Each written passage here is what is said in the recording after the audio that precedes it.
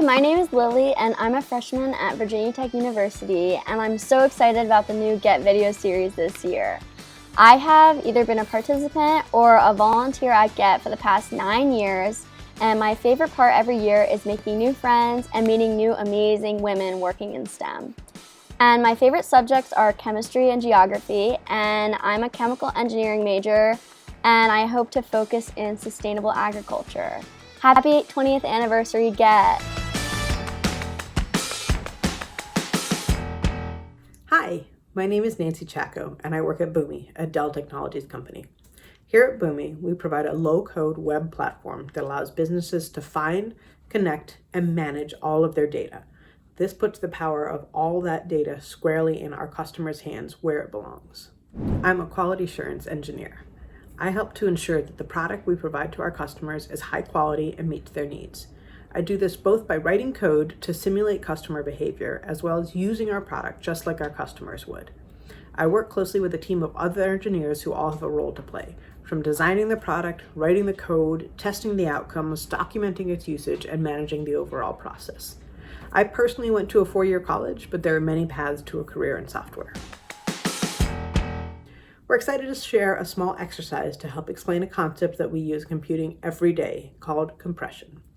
Have you ever gone to take a picture or download a song only to have your phone or computer say there's not enough space available?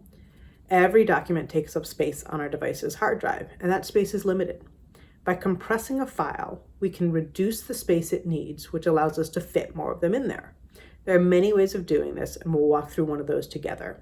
You'll be able to use the technique we learned today to decompress some sample files that we have included for you. Let's start with a compressed file and work backwards. You need to fill in each empty box to decompress the file.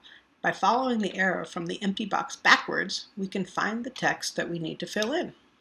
Here is our first empty box. By following the arrow, we can see the text that was compressed is little lamb, and we can fill that in to decompress the file. Let's keep going.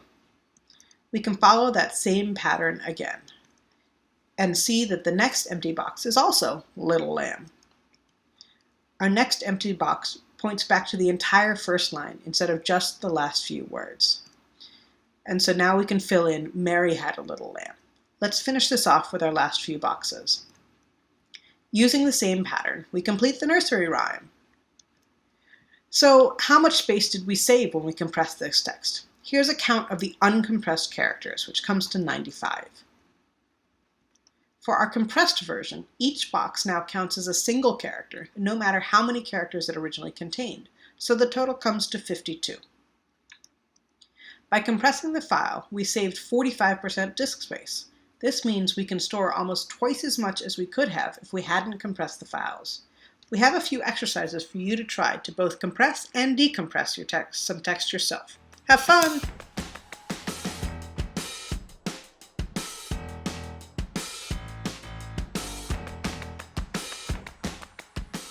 We hope you enjoyed learning about compression and a little bit about what we do here at Boomi. Thank you so much for spending time with us.